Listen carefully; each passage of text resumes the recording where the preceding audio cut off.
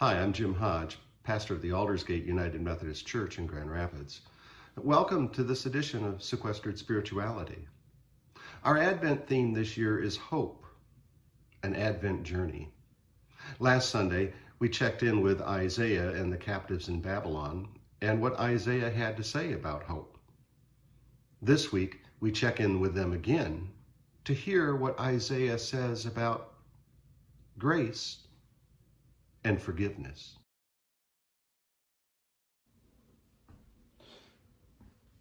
Last week we learned how God had called Isaiah to offer a word of hope to the Babylonian captives, the children of God in exile in Babylon, and how God had given them hope and even Thanksgiving dinner. Hey, God.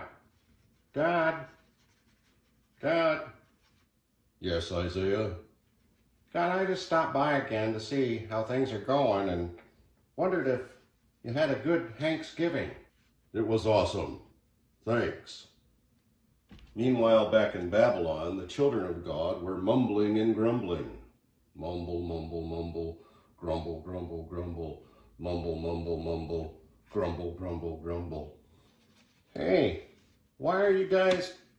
Oh dear. Hey, why are you guys mumbling and grumbling again? I thought you had a good Thanksgiving. Yeah, Thanksgiving was great, Isaiah, but now all we have is cold turkey sandwiches. We hate leftovers. Hi there, I'm Saguaro the cactus, and I love leftovers. Go away! Oh, shucks. But what about God's hopeful message that he'll send someone for us? Mighty God, eternal Father, Prince of Peace. Yeah, we've been meaning to talk to you about that, Isaiah. I mean, we're living in the 6th and 7th century before the Common Era and all its modern conveniences. So we respectfully ask, when referring to the divine, you couth up your pronouns and titles, okay? I mean, you're never going to hit prophet bingo if you don't know the lingo. But these are the names God gave me. What else can I do? God said the person that would coming would be a wonderful counselor. Yeah, well, that name's pretty cool. We like that. And a mighty God. Yeah, no problem there, Isaiah. We're all into the mighty God. We need all the help we can get. And God said the person we can expect to come would be the eternal Father, God himself. Okay, Isaiah, that's where we need a little bit of help here. Maybe we could modernize that up. Maybe we'd refer to God as the eternal mother, father, parental unit. You know, a little bit more inclusive. Well, okay, I guess. But then God said that the one coming would be the Prince of Peace. Yeah, Isaiah, we need to work on that one a little bit too. Perhaps we might better call that the person next in line to succeed the heavenly throne. I thought the whole point of this was to be hopeful, not to really be nicky-picky on these things.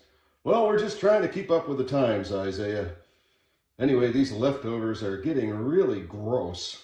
I understand you're trying to make things modern, but these are the names God gave me. Why don't you ask God to couth it up? Well, Isaiah, you know what it's like for church mucky-mucks to make righteous changes. Imagine what it's like for God. I mean, God's got a whole universes to look after. Besides, 70 years is like a millisecond to God. Oh, okay, I guess you're right. Maybe we can make the changes. Besides, we are hopeful. Look, we've even got our luggage packed. Wow, those are some nice bags. Where'd you get them? From the Samsonite factory? Oh, boy. Well, God has given me another word to give to you to be even more hopeful. Because God has told me to tell you the Spirit of the Lord is upon me. Because the Lord has anointed me to preach good news to the poor. He has sent me to heal the brokenhearted, to proclaim liberty to the captives and the opening of the prison to those who are bound, to proclaim the acceptable year of the Lord and the day of vengeance of our God, to comfort all who mourn. Wow, that's a great message, Isaiah. Does that mean that God's coming for us right away? That'd be great. Could you tell God that we're ready to go now? Our bags are packed, we're ready to go. Hey God, did you hear him? God, is it time for us to go yet? No, it's time for you to help one another, to give good news to the poor, to heal the brokenhearted, to work with even those who imprison you now, to proclaim the acceptable year of the Lord and the day of peace. But God, all our bags are packed and we're ready to go right now. Oh, well, sure, children. Just give me a millisecond, will you? Hi there, I'm Saguaro. We know. Got any more of them turkey sandwiches left? Oh dear, Isaiah fell down.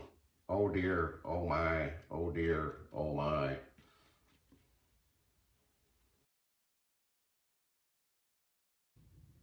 So is grace and forgiveness what you think about when you hear chapter 61 of the prophet Isaiah? It's really what he's talking about. The celebration of how God lifts us up even after we've tripped ourselves down, or how God redeems us from situations that we put ourselves into, that are the consequences of our misdeeds or our errant plans. Hope, grace, and forgiveness. That's what we celebrate. One of the ways we do that is by remembering what Christ has done for us in the Eucharist, Holy Communion. And in this time of pandemic, well, that's a tough one to pull off. But we'll be doing that Sunday too. After worship, after our Zoom 9:30 worship service, from 11:30 to 12:30, I'll be at the south entrance of the church. All you need to do if you'd like to receive communion is drive up. I'll serve you. You stay in your car, you partake of the elements, and you drive home.